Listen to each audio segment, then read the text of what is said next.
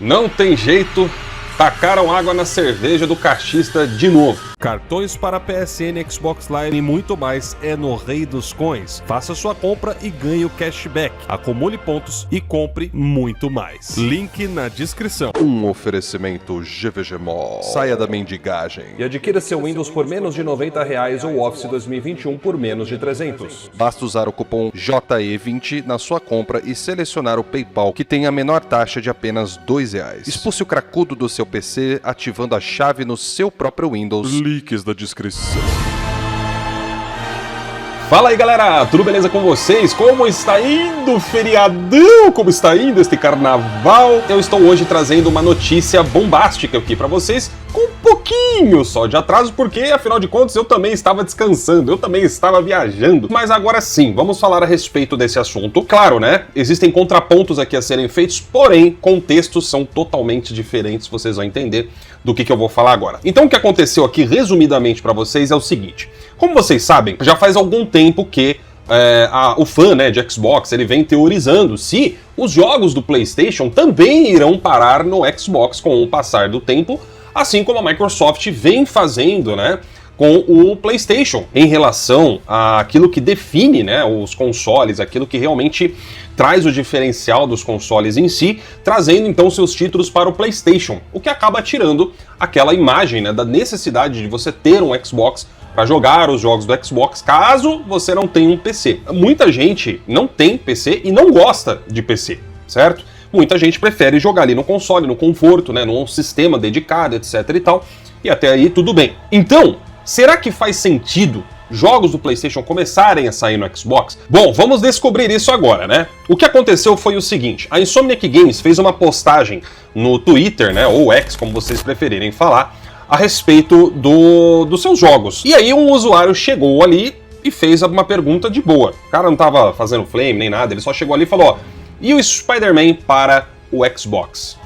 E aí a empresa respondeu, não. Agora prestem atenção, galera, no seguinte, é uma coisa que chama muita atenção, por quê? Porque Spider-Man, galera, ele era um dos únicos jogos em que eu sempre teorizei aqui com vocês que se fosse, né, para os jogos da Sony começarem a sair pro Xbox, o Spider-Man provavelmente seria, se for dentro do contexto de contrato, o único em que isso poderia acontecer por fugir do controle da Sony. Assim como foi o NLB, assim como foi o Death Stranding, né, a gente vê que a Sony podendo optar e colocar a mão ali, ela não deixa pro Xbox. Houve uma exceção em tempos recentes, onde a Sony permitiu, por exemplo, que Helldivers 2 saísse para o Xbox. Só que o contexto de Helldivers 2 é totalmente diferente, a gente está falando de um jogo de serviço. Porém, é inegável que, sendo uma decisão da Sony, isso poderia sim acarretar em mais jogos aparecendo no console do Xbox.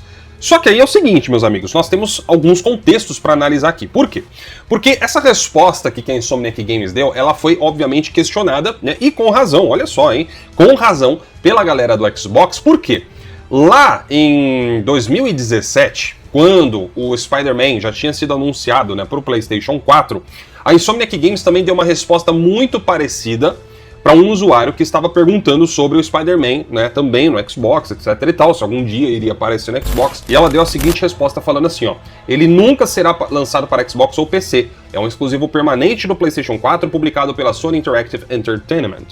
Lembrando que nessa época a Insomniac Games ainda não pertencia à Sony. Bom, a gente viu que a coisa mudou, então a gente vê que em um prazo de 3 anos essas palavras, elas foram por água abaixo. Então quando a gente usa isso aqui como um paralelo, a gente pode sim questionar o que a Insomniac Games está falando aqui agora, né, para esse usuário perguntando se chegaria para o Xbox. Agora vamos lá, meus amigos, vamos analisar aqui um contexto de situações, beleza? O Xbox em 2020 estava em ascensão, e o começo de geração é quando a ascensão é a maior, a gente sabe muito bem disso. Prestem atenção, a Sony lançou o Spider-Man para o PC naquela época, mas não para o Xbox. Naquele contexto, as empresas ainda estavam trabalhando 100%, vamos dizer assim, né, com exclusividade nos consoles. Nem a Microsoft estava colocando os jogos dela no PlayStation, nem o PlayStation colocando os jogos dele no Xbox, correto? A geração foi prosseguindo, obviamente cada um foi mantendo ou aumentando ou perdendo sua base, e hoje nós estamos em um outro cenário. Agora lembra que eu falei do PC? Olha só, o PC de lá pra cá tá mais fraco ou tá normal, seguindo o fluxo normal dele?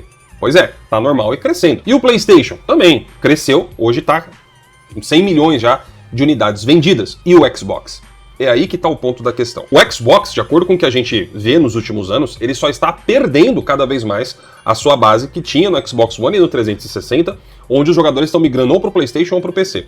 Tá? Esse que é o primeiro fato. Segundo fato, a gente sabe, obviamente, que já pelos próprios dados de vendas dos jogos no mercado, o Xbox, obviamente, é o que menos vende dos três e muitas vezes nem compensa a ponto dos estúdios optarem por deixar a versão de Xbox por último ou nem lançar no Xbox do que, de fato, né, colocar ele nos mesmos pares de um PlayStation 5, por exemplo, né, nos mesmos pares da Sony em termos de prioridade de desenvolvimento e vendas. E essa não é a primeira vez que nós ouvimos falar disso, a gente já está ouvindo esse papo há bastante tempo. Quais foram os motivos que levaram o Xbox a colocar os jogos no PlayStation? Esses mesmos motivos seriam os mesmos da Sony colocar no Xbox? E aí que tá a questão. Se a gente for olhar a grosso modo, é dinheiro. Então o motivo poderia ser igual para as duas. Mas a diferença está no retorno que isso tem e o efeito que isso causa. Então veja, o Xbox colocar os jogos dele no PlayStation em uma situação em que a Xbox não estava vendendo mais nem com exclusivos, faz total sentido, já que a Microsoft se enfiou numa dívida, ou melhor, a divisão da Xbox se enfiou numa dívida, porque a Microsoft usou o dinheiro das outras divisões para comprar Activision, para comprar Bethesda, e não teve retorno com isso.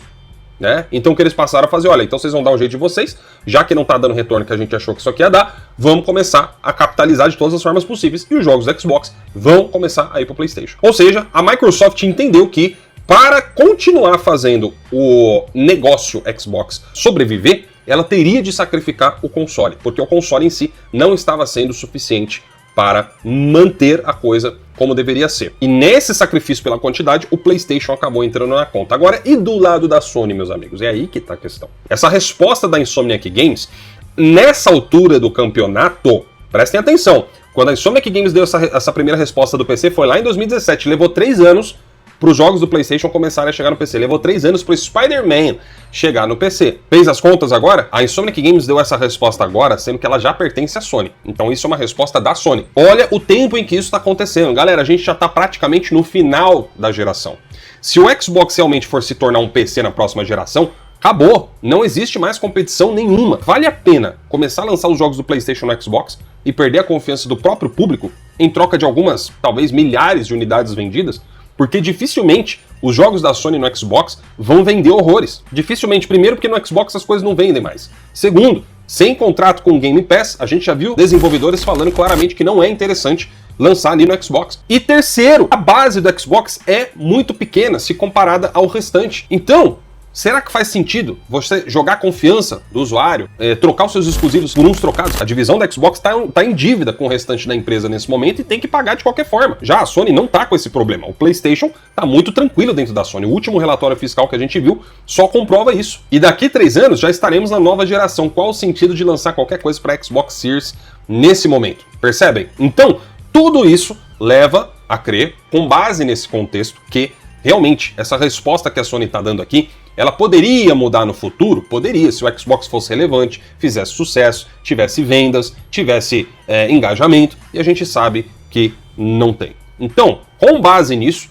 hoje em dia, esse improvável é muito mais improvável do que era na época em que a Insomniac Games falou a respeito do Xbox e PC em 2017. E ainda falando, né, sobre essa questão de Game Pass, tem até um jogo que saiu recentemente, né, que é o High on Life 2, onde a primeira versão dele tinha saído no Xbox lá no Game Pass. Depois saiu no PlayStation, já apareceu até na Plus também e tudo mais. Mas sabe o que é engraçado? Apesar de, por exemplo, no Xbox sair primeiro e no Game Pass, a produtora do game, que é a Squanch Games, afirma categoricamente que o PlayStation é que continua sendo a plataforma principal deles, mesmo com o lançamento do High on Life 2, que acabou de sair no Xbox no Game Pass Day One. E por quê? O estúdio afirma que prioriza o PlayStation por razões técnicas, mas os jogadores do Xbox ainda receberão sequência graças ao acordo com o Game Pass. Então veja, o acordo com o Game Pass, a Microsoft pagando pro estúdio, é o que tá garantindo ainda ele sair no Xbox.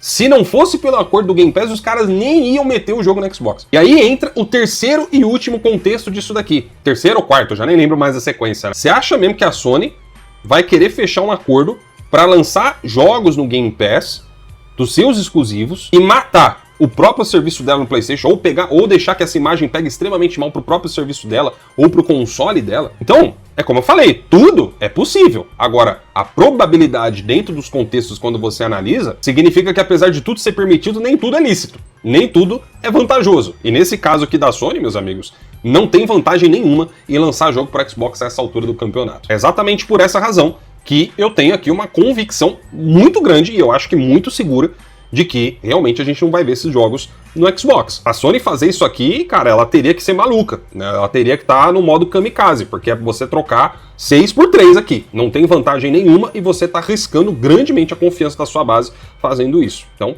enfim, essa é a minha opinião. Esses são os fatos aqui que eu mostrei pra vocês e vocês podem concordar ou não, mas não se esqueça de comentar e, é claro, dar aquele like caprichado no vídeo, porque isso sempre ajuda aqui na divulgação do canal. Eu vou ficando por aqui, meus amigos. Um grande abraço pra todos vocês, vejo vocês no próximo vídeo e tchau, tchau.